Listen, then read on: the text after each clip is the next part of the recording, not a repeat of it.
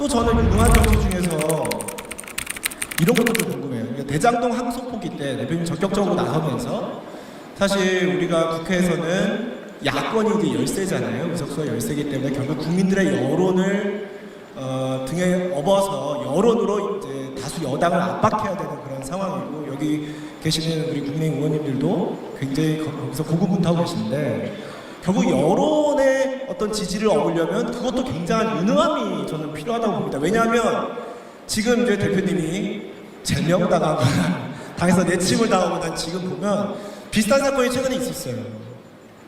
그 위례 신도시도 지금 검찰이 항소 포기를 했거든요. 근데 그때 대장동 항소 포기 때는 대대적인 어떤 저항감이 있었고 국민들이 굉장히 문제라고 느끼셨고 각성이 됐었는데, 이번에 너무 어쩐지 너무 조용해요.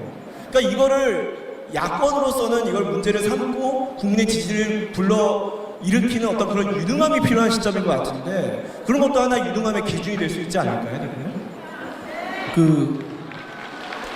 저는 정치인들을 우리의 역할을 너무 과대평가하지는 않아요. 우리는 도구입니다.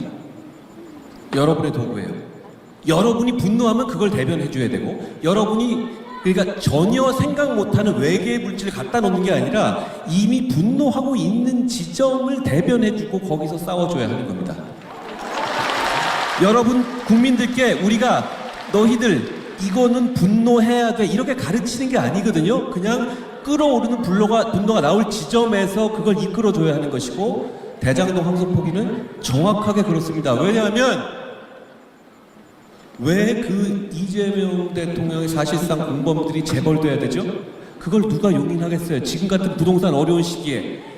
그런데 거기서 그래서 저는 제가 그날 밤부터 검찰이 자살했다라는, 저도 저 마음 약한 사람이거든요. 그렇게 센 말 하고 할 때마다 가슴이 털럭털럭해요. 그런데 그렇게 불을 붙여야 한다고 생각했습니다. 그렇게 굴러갔죠.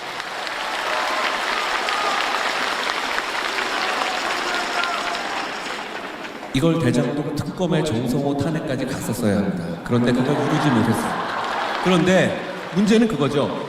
위례 사건 이거 사실상 똑같아요. 등장인물도 같거든요. 그리고 조금 다른 기법으로 해먹은 사건이에요.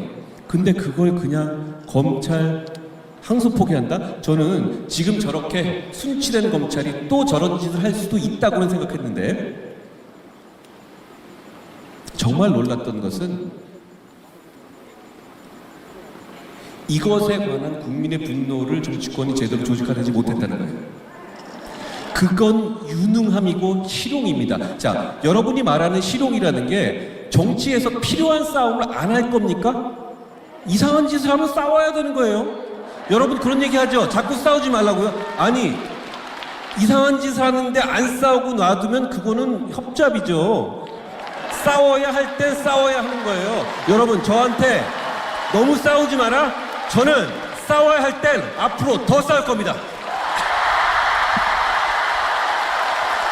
그런데 그 지점에 대해서 그걸 타이밍을 넘어가면 아무것도 아니게 돼요. 전 놀랬던 것이, 아니 위례 항소 포기를 이러고 넘어가?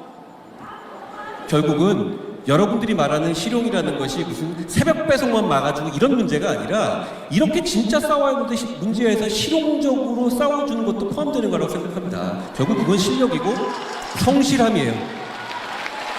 밤 12시가 돼도 이슈가 나오면 싸워야 되는 거고요.